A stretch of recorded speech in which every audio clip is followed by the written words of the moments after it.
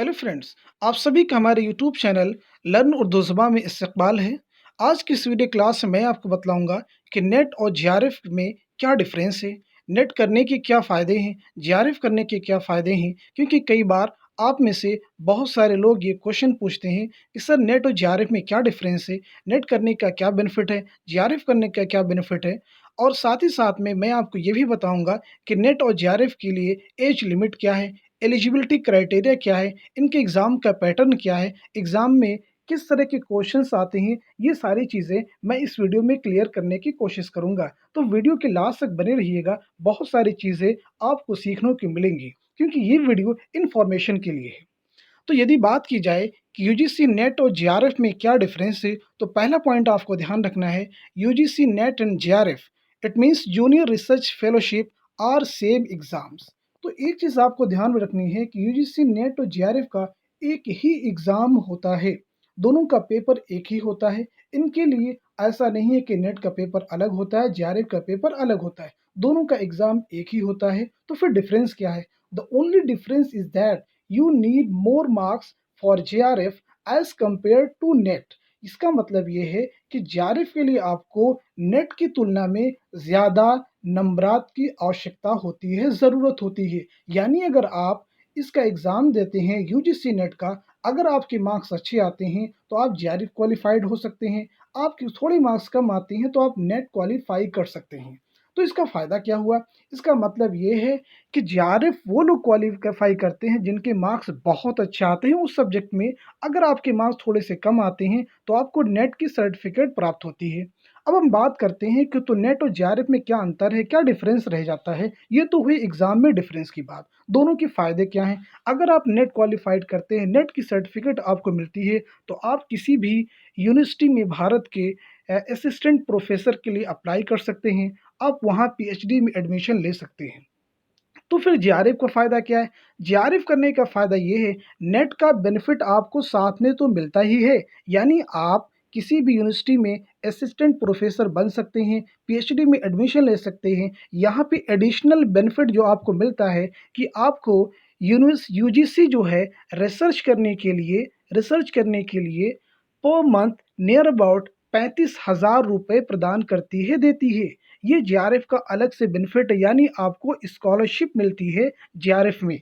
Net के तो फ़ायदे आपको मिलते ही हैं, साथ-साथ में स्कॉलरशिप मिलती है अगर आप जेआरएफ क्वालिफ़ाइड करते हैं।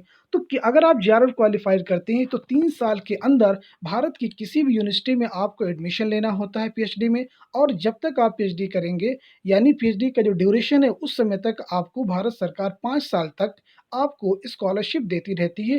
तो ये हुई बात नेट और जेआरएफ में डिफ़रेंस की, उनके बेनिफिट की। अब हम आगे बढ़ते हैं कि इनकी एज लिमिट क्या है, कौन-कौन से लोग नेट का फॉर्म फिल कर सकते हैं, कौन-कौन से लोग जेआरएफ का फॉर्म फिल सकते हैं। तो यदि बात की जाए नेट की एज लिमिट की, तो नेट की कोई भी एज लिमिट नहीं है, आप किसी भी उम्र पर नेट का फॉर्म अप्लाई कर सकते हैं।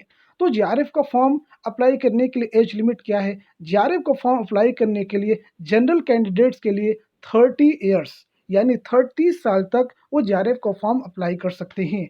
एससी, ओबीसी, एसटी से बिलॉन्ग करने वाले लोग, स्टूडेंट्स, वो 35 ईयर्स तक जेआरएफ का फॉर्म अप्लाई कर सकते हैं। एक चीज़ और मैं क्लियर कर दूँ, गर्ल्स चाहे वो जनरल की हों या एससी ओबीसी की हों, वो 35 ईयर्स तक जेआरएफ के फॉर्म के लिए एलिजिबल हैं। तो ये तो बात हुई एज लिमिट की। इसकी एलिजिबिलिटी क्राइटेरिया क्या है? यानी क्वालिफ़िकेशन क्या होगी? अगर आप एमए कर रहे हैं या एमए पास कर चुके हैं। अगर आप जनरल कैंडिडेट हैं तो उस आपके मार्कशीट में आपके जो मार्क्स होने चाहिए वो 55% होने चाहिए। अगर आप ओबीसी, एसटी, एससी से हैं तो आपके जो मार्क्स होने चाहिए मिनिमम 50% होने चाहिए।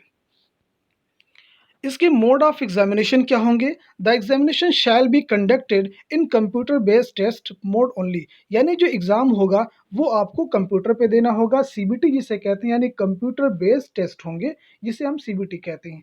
यदि बात की जाए एग्ज़ाम पैटर्न की, यानी एग्ज़ाम का जो पैटर्न वो कैसा होगा?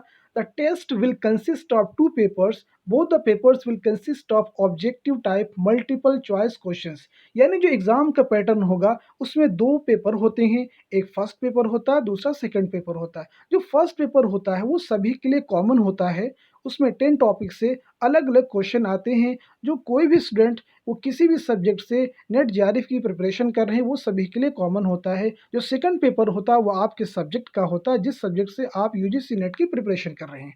यहाँ पे जो क्वेश्चन आते हैं, वो सभी क्वेश्चन ऑब्जेक्टिव टाइप के होते हैं, मल्टीपल चॉइस क्वेश्चंस होते हैं, यानी आपको ऑप्शन मिलेगा, उसमें आपको करेक्ट आंसर टिक करना होता है। यदि बात की जाए पेपर 1 में, तो पेपर 1 में 50 क्वेश्चंस होते हैं।